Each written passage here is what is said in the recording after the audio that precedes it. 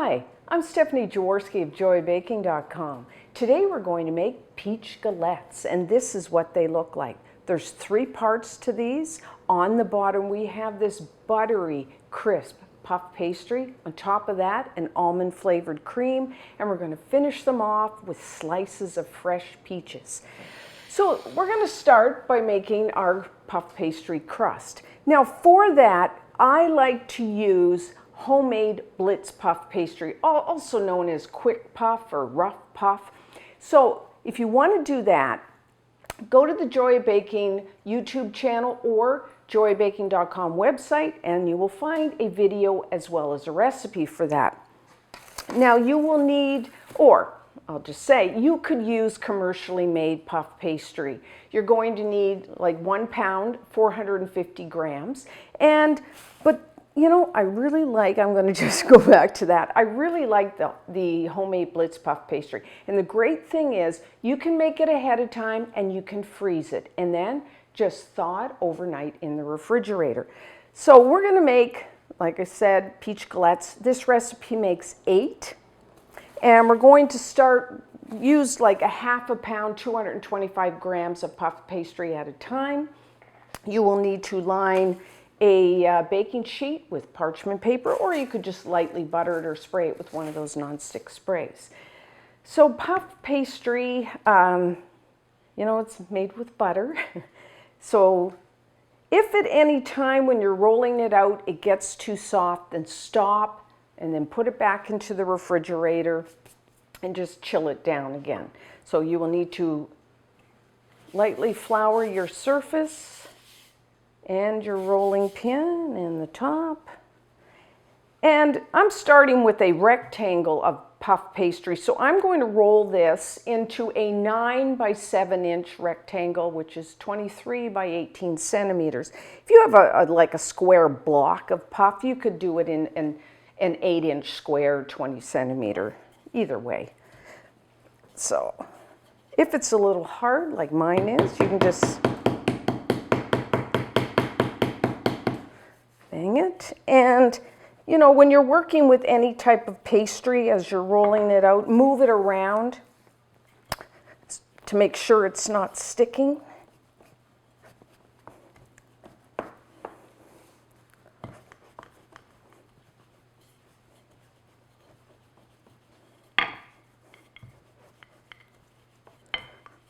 Okay, so I have my trusty ruler here. Square it off. So. Now you want to make this a little bigger than the 9 by 7 inch or 23 by 18, because what we have to do is trim the edges of our puff.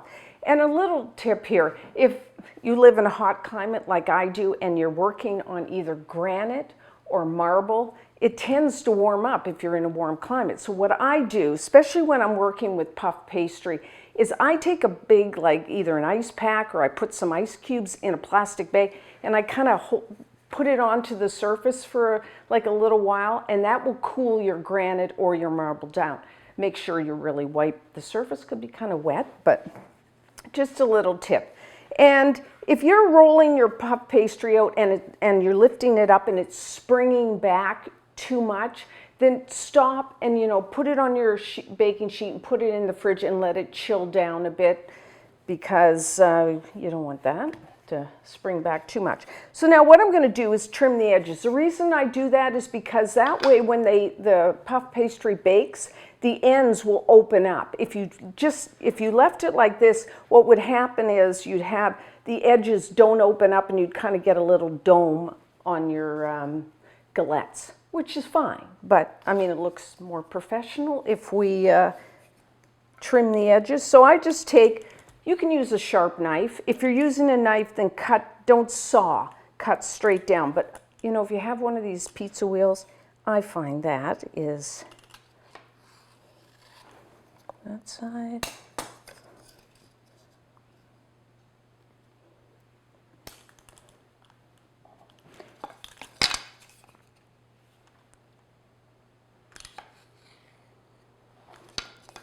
And what am I doing there? Yeah, I got enough.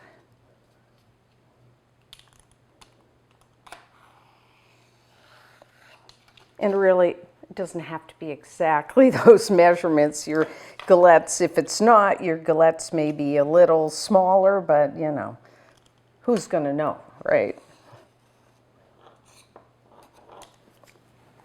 And then I'm just going to divide in half. We will try to be precise today. And then each one in half. That's 1, 2, 3.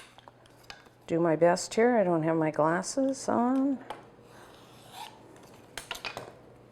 And then just put your, rid of that.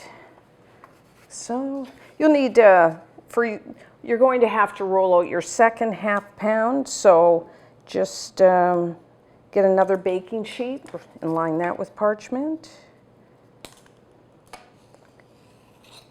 Okay. So there we have it. And then what I'd like to do is just take a fork and prick each one and do that. And then just cover your baking sheet with plastic wrap. And then we've worked our puff. We wanted to kind of relax. So we're going to put this into the refrigerator to chill down. So, and then when we come back, we will make our almond cream. So now for our almond flavored cream, also called frangipane. I'm just going to do it with a hand mixer. You could use, if you have a stand mixer with your paddle attachment, or really you could just in a bowl with a wooden spoon. The first thing you will need is 3 tablespoons, which is 42 grams of butter. And have your butter at room temperature. I'm using unsalted. I prefer the flavor and I like to regulate the salt in my recipes, but you know, if you have a favorite salted butter, then go ahead and use that. And now I'm just going to beat this until it's nice and smooth.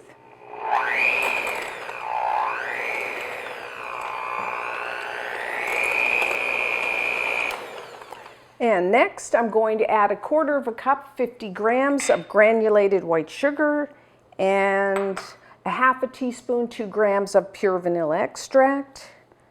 The vanilla is for flavoring. Can you leave it out? Yes, you could. And now I'm just going to beat this until it's all mixed together, and then beat it for a little bit so you get a little bit of air in there.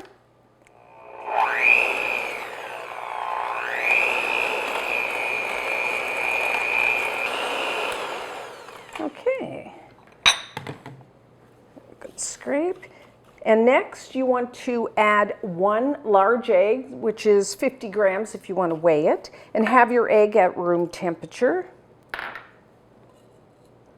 And I'm just going to beat that in.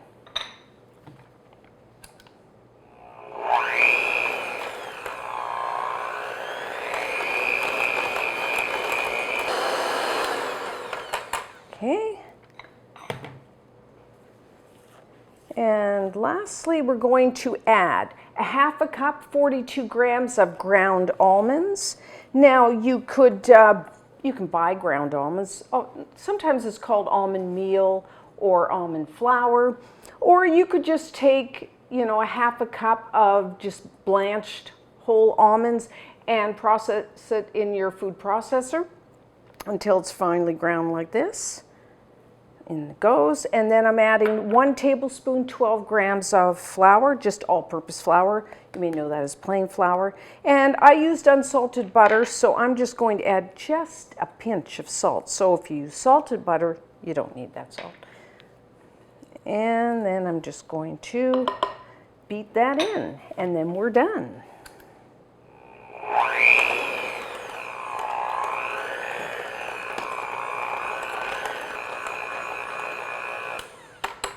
And that's our almond cream. Now the good part about this is you could make this ahead of time. You can make it ahead and cover and refrigerate it for about 3 days, and it can also be frozen for about a month. So it's something that you don't have to do on the day you're making your galettes. You can do it ahead of time. Yeah. So that's that done. So when we come back, we're going to spread our frangipane on top of our puff pastry. We're now ready to spread our frangipane on top of our puff pastry. I did let these chill about a half an hour. I think you want them nice, you know, cold, so at least a half an hour. And then spread like maybe a scant, for this size, a scant tablespoon of your frangipane on each puff pastry. And you just want a thin layer. And you want to leave a bit of a border all the way around. And you can just, I am using an offset spatula, you can just use the back of a spoon. Just spread it.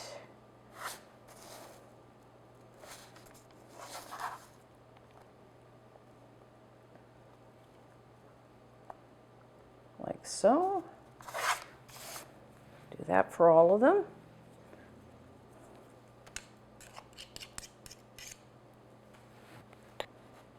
Okay, that's that. So now what we want to do is cover them and put them back into the refrigerator to chill while we preheat our oven to 375 degrees Fahrenheit, which is 190 degrees Celsius. Now, just as a little, if you were going to do these for a breakfast or a brunch, what you could do is do it to this stage the day before, cover them and put them into the refrigerator, and then the next morning all you have to do is put the peaches on top and bake them. So that's what I'm going to put these back into the fridge and preheat my oven. So now we are ready to put our peaches on and bake our galettes off. So if you're making 8, you will need about 2 pounds, 900 grams of peaches. So if you have peaches this size, I would say maybe 4. It's always good to buy an extra one or 2 because you never know when you cut inside whether there's any bruised or things like that. So first, always wash your peaches, and then I just take, there's that seam, I just take my knife and go right around and then twist and should come apart.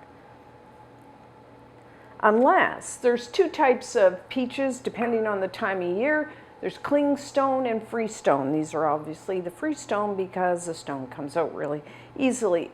Typically the peaches that are early in the season are the clingstone, so then it's kind of hard to get the pit out. So I usually wait for these ones. So now just take your knife and then cut thin slices.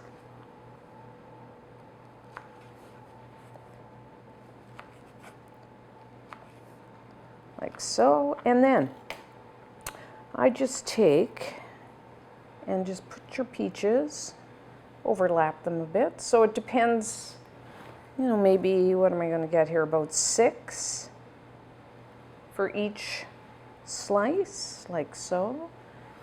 And then taste your peaches. These ones are really sweet. So I don't need a lot of sugar, so all I'm going to do is just, and I mean a light sprinkling. If yours are a little more tart, you might want to add a little more, so that's important to taste. Let's do the other ones. Okay, so that's our last one, and then just a little sugar over each one, and we're ready to bake them up. Of course, everyone's oven is a little different.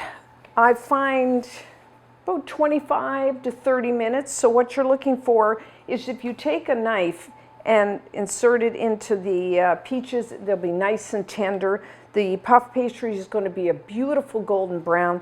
Make sure to check the underside of the puff. You want that to be golden brown as well. So I would say between 25 and 30 minutes. I do like to rotate my baking sheet front to back about halfway through baking.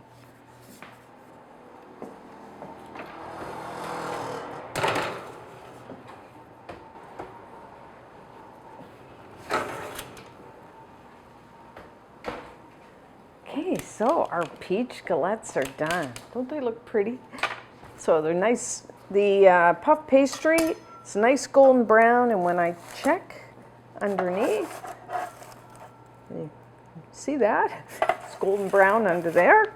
So now, what I like to do is to glaze the peaches with an apricot glaze. The reason I do this is, one, it gives them a nice shine, and two, the glaze will help the peaches, it will prevent the peaches from drying out. So what you will need to do is take 1/3 of a cup, which is 100 grams of apricot preserves, and heat them up.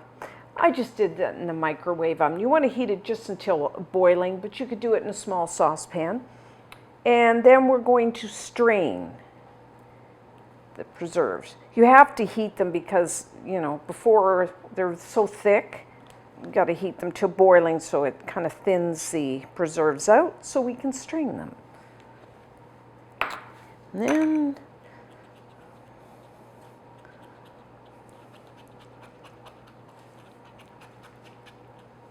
again, you could make this ahead of time and then just, it will thicken up, but then you could just thin it out in the microwave. So if you have any leftovers, don't throw out, keep them for something else. So there we have it. And then what I like to do is to add 1/2 tablespoon of Grand Marnier. That's a nice flavor. But you could just add some water if your preserves are still a little, the glaze is a little thick, you could just add a little bit, same amount, 1/2 tablespoon of water. So now this is a little warm, so I'm going to let this cool down just a couple minutes, and then when we come back, we will glaze our peaches. So now, just take a pastry brush and lightly, you don't want it too thick, just lightly brush the peaches. Doesn't that look pretty? It's a nice shine to it. Kind of finishes it off nicely. And then, I mean, if you wanted to, you could maybe sprinkle the tops with some flaked or shaved almonds if you wanted to do that. But I just like it just like that. So you need to do the others, and then let's try some. I'm just going to cut off a little bit.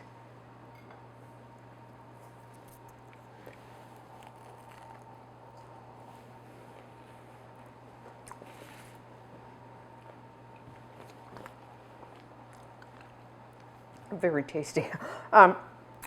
You know, if really make your own puff pastry, it's just so good.